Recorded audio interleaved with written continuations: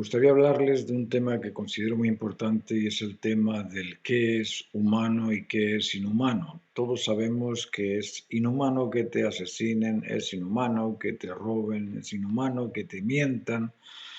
Esas consideraciones las tenemos todos. A todos nos parece inhumana la persona que no tiene compasión por el que está padeciendo, es decir, ese tipo de errores humanos los tenemos todos, pero lo que nos falta es comprender cuál es la verdadera humanidad, qué es eso que consideramos humano. Y yo les quiero hablar de algunas cosas que son importantes en ese aspecto sobre cómo comprender qué es lo que es humano. El humano natural obra de acuerdo con las normas de la naturaleza y las normas de la naturaleza nos dicen pues, que todo en la naturaleza existe en conectividad. Esa conectividad existe en todo lo creado. Luego, si en la naturaleza existen todas las cosas en forma conectiva, es decir, el tiempo y el espacio existen conectados, la fuerza y la energía existen conectadas, la actualidad y lo continuo existen conectados, la especie y su perpetuidad existen también conectados. Luego, si en la naturaleza todo existe conectado, el ser humano debe también ser un ente conectivo, tiene que ser alguien capaz de conectarse con los demás y no capaz de disasociarse o de rechazar a los demás. Pero resulta que nosotros que entendemos que el ser humano normal sería el ser humano conectivo, sabemos también que lo inhumano es el resentido, es esa actitud de rechazar a los demás, de reclamar, de acusar, de desligarse de las personas simplemente por aspectos en ocasiones mínimos, porque nos lleva a la contraria, porque cree en un equipo de fútbol distinto al nuestro, porque tiene una preferencia religiosa distinta a la nuestra, o porque tiene un ideal distinto al que tenemos nosotros. Por eso nos resentimos, o por eso lo odiamos o lo rechazamos, cuando la naturaleza humana nos dice que si en todo existe conectividad, en nosotros debería existir también ese aspecto conectivo. La naturaleza nos dice también que somos entes duales, duales y complementarios, es decir, yo soy la mitad del otro complemento, yo soy la mitad de mi esposa, sin mi esposa no puedo tener hijos. Luego, si quiero madurar y ser padre, la única forma de ser padre es con el complemento eh, opuesto en cuanto a, no con el complemento opuesto, sino con el otro complemento que a mí me completa y me realiza padre, igual que yo completo a la esposa y la realizo madre. Luego esa complementariedad dual existe en toda la creación, por lo demás. Tenemos en las partículas valencias positivas y negativas, en las moléculas tenemos cation y anión, en los vegetales existe el pistilo y el estambre, en los animales macho y hembra, en los hombres hombre y mujer. Luego, esa dualidad complementaria que no solamente existe en géneros, también existe la complementariedad en valores. Es imposible tener o que se establezca el amor si no existe un algo que me atraiga y por lo que me enamoro y un alguien que se enamora de ese algo. Luego el amor es una fuerza conectiva que opera mediante esa dualidad complementaria del atractivo y de lo atrayente, del que atrae. Lo mismo pasa con la verdad. La verdad es una conectividad entre criterio e información. Información y criterio se juntan y reconoces que es cierto y te convences de ello. Lo mismo ocurre con la bondad. Aquello que pretendes, cuando lo consigues, te beneficia y el beneficio se consigue de aquello pretendido que era necesario y que te satisface porque era necesario. Luego, esa dualidad complementaria que existe en toda la creación deberíamos asumirla nosotros también y sentirnos parte de un complemento al que tenemos que cumplir. Por otro lado, en la creación existe un centro de atracción que lo llamamos gravedad, o un centro motor que le llamamos el centro de la naturaleza, el centro del cosmos, el centro de la galaxia, el centro de la esfera, el centro del punto, el centro de cualquier cosa. Ese centro nos dice que existe en todo lo creado, por algo existen la cadena trófica. La cadena trófica es una especie de rueda que tiene un centro. El centro es la perpetuidad de las especies. Y para la perpetuidad del orden de las especies se consideran unas depredadas por otras a las que llamamos depredadores. Luego el centro motor de esta dinámica de la naturaleza es el valor, porque ocurren estas cosas del depredador y depredado. Nosotros también tenemos esos valores que nos hacen hacer las cosas en base a ese centro.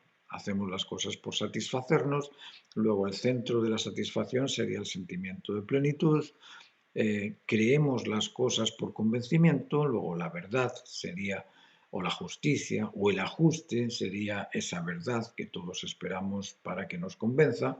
Y por otro lado tenemos también la bondad o el cumplimiento del deber, y cuando ese deber se ha cumplido nos beneficia a todos, y en ese beneficio común nos sentimos todos satisfechos. Luego el centro motriz de la naturaleza y de la espiritualidad del ser humano es el valor. El valor es el centro motor de toda dualidad coincidente o conectiva.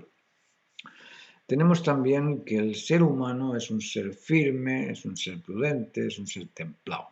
¿Por qué? Porque esas virtudes nos permiten acertar en la opción válida. Luego la firmeza, la templanza y la prudencia son virtudes que nos permiten ser. ¿Qué es el inhumano? El inhumano es el imprudente, el insensato y el inactivo, aquel que no coopera, aquel que no colabora. Tenemos también en la naturaleza humana normal que el hombre normal, el ser normal, logra lo que pretende y lo persigue hasta conseguirlo. Pero el inhumano es aquel que pretende muchas cosas, habla de muchas cosas, dice muchas cosas, tiene una verborrea constante, pero no hay logros. Luego, si no hay logros, ¿de qué te sirve la verborrea? ¿De qué te sirve pretender si no consigues? Luego, el ser normal es aquel que pretende y consigue aquello que pretende. El ser normal supuestamente es aquel que obra en pro del bien común. El bien común está por sobre el beneficio particular. Es decir, si yo estoy en pro de la sociedad, estoy en pro de la tribu, estoy en pro de la familia, ahí puedo sentirme yo también incluido dentro de ese bienestar social. Pero nada me sirve tener una buena actitud para mí, conmigo solo, si perjudico a la familia, o para la familia, solo para la familia si perjudico a los vecinos, al vecindario, o para el vecindario si obro en contra del bienestar social. Luego, tenemos que partir por el bienestar social para incluirnos nosotros en ese bien común. Ahora, ¿qué hace el inhumano? El inhumano prioriza aquello que prefiere y deja de lado aquello que se debe hacer. Otra cosa que tiene el ser normal es que es un ser autónomo, ocupa esa posición de autoridad de la creación, de autoridad de los instintos, de autoridad del sistema ecológico, del ordenamiento ecológico. Él se siente capaz de ordenarlo. Él va a tener cuidado de que la vegetación no se acabe, de no prenderlas fuego, porque eso acaba con el bienestar de los demás.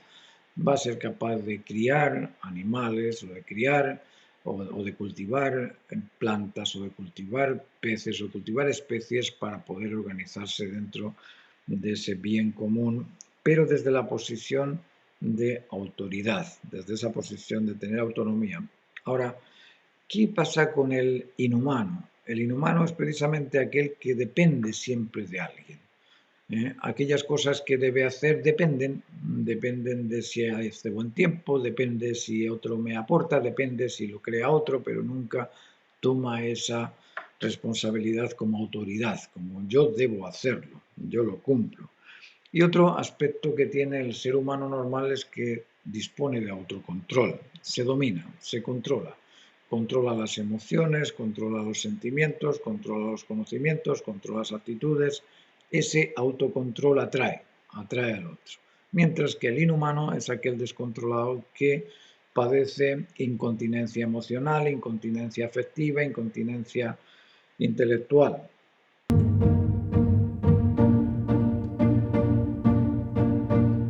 Hola a todos, soy Roberto Fernández de Mescolanza Y después de ver tantos y tantos anuncios de cursos online por internet, tengo dos cosas que deciros. Si eres de los que piensas que puedes aprender a dibujar como Da Vinci en 15 días por 19,95, tengo malas noticias. Esa no es la realidad.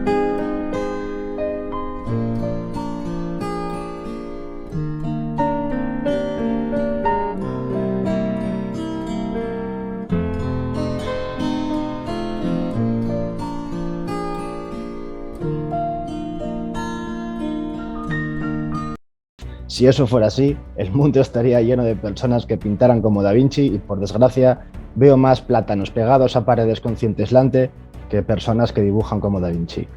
Por otra parte, si eres de los que creen que para aprender a dibujar o a pintar hay que tener algún don, en ese caso tengo muy buenas noticias.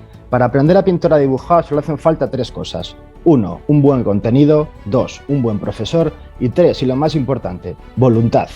Independientemente del nivel que tengas, aunque sea nivel 0, que te pregunten qué es el arte y tú digas morirte de frío, en ese caso tenemos disponible para ti 5 clases online de introducción básica al dibujo y a la pintura, para que puedas construir la figura humana, perspectiva, sombreado, teoría del color y, en resumidas cuentas, los fundamentos básicos de todo lo que tiene que ver con el dibujo y con la pintura. Si por otro caso ya tienes un nivel más avanzado y lo que necesitas es un asesoramiento especializado, también tenemos disponibles nuestras clases online para solucionar cualquier duda respecto a tus obras. Respecto al profesor, qué mejor profesor que un buen maestro de Bellas Artes como es Martín Soria, formado en la Escuela de San Fernando, una de las mejores escuelas de Bellas Artes de toda Europa, con más de 40 años de experiencia, más de 2.000 alumnos a sus espaldas y con un currículum que de verdad avalan su carrera. Pero aún así, nosotros no somos de los que creemos que las palabras hay que creerlas porque sí, sino hay que probarlo. Por eso tenéis la primera clase gratuita. La pregunta es, ¿y tú? ¿Estás dispuesto a poner la voluntad? En ese caso, contacta con nosotros.